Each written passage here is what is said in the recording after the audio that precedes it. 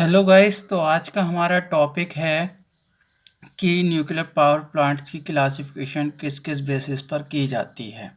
तो आज हम पढ़ेंगे कि न्यूक्लियर पावर प्लांट की क्लासिफिकेशन किन किन बेसिस पर की जाती है। तो नंबर फर्स्ट है हमारा on the basis of nuclear energy. तो on the basis of nuclear energy पर हमारा न्यूक्लियर पावर प्लांट तीन टाइप का होता है। नंबर एक तीव्र रिएक्टर या fast reactor, number two intermediate reactor, number तीन स्लो रिएक्टर। तो अगर हम फर्स्ट की बात करें फास्ट रिएक्टर, तो इस प्रकार के नाभिकीय रिएक्टर में न्यूट्रॉन की गति तीव्र गति या ऊर्जा के कारण विखंडन अभिक्रिया संपन्न होती है। अगर माध्यमिक रिएक्टर की बात करें इंटरमीडिएट रिएक्टर की, तो इसमें न्यूट्रॉन के मध्यम गति या ऊर्जा के कारण विखंडन अभिक्रिया संपन्न होती है। अगर बात करें स्लो रिएक्टर, तो इसमें न्यूट्रॉन की धीमी गति या ऊर्जा के कारण विखंडन अभिक्रिया संपन्न होती है। अब अगर हम बात करें ऑन द नंबर सेकंड है हमारा on the basis of control coolant use, कि हम किस टाइप का कूलेंट्स यूज करते हैं उसके बेसिस पर क्या आपकी क्लासिफिकेशन होती है। तो हम जैसा कि आपको पता है वेरियस टाइप के कूलेंट्स यूज किए जाते हैं।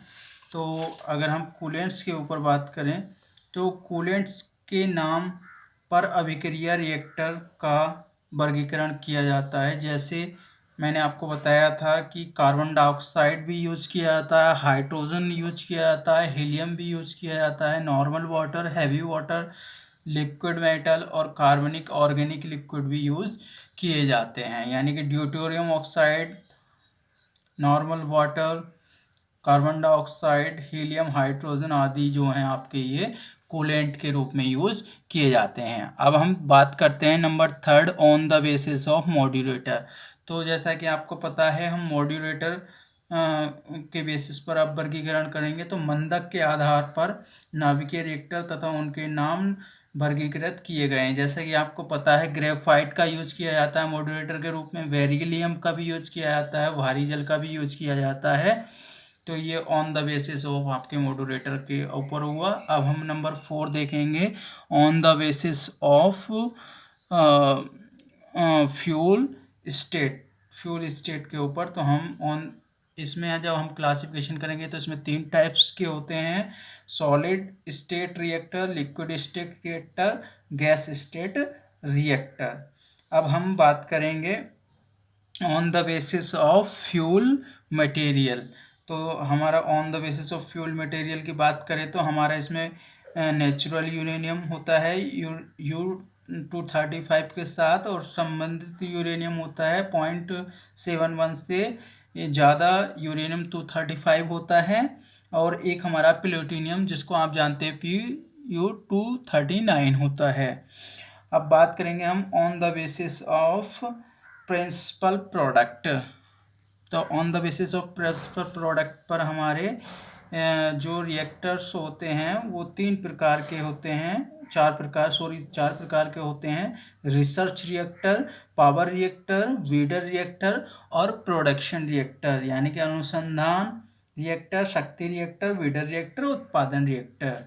अगर हम बात करें on the basis of additional of and fuel and modulators के, ये सॉरी यहाँ मॉड्यूलेटर्स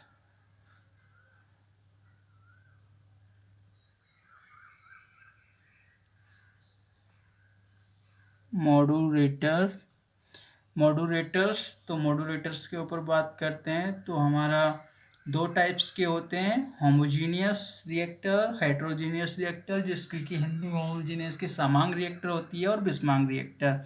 तो अगर समांग रिएक्टर की बात करें तो इसमें ईंधन व मंदक समांग मिश्रण में निर्माण होता है, और विषमांग में इसमें ईंधन व मंदक द्वि अवस्था में रहते हैं। अब हम बात करें on the basis of construction of core, जो कि हमारा लास्ट पॉइंट है।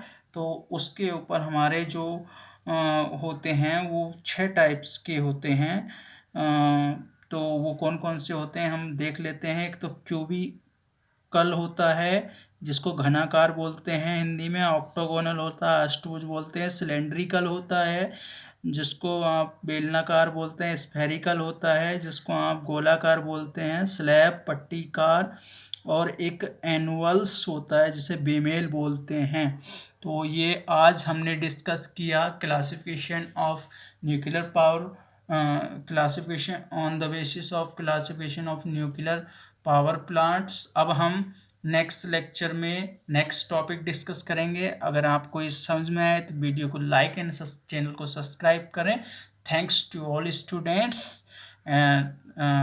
Stay tuned my next video.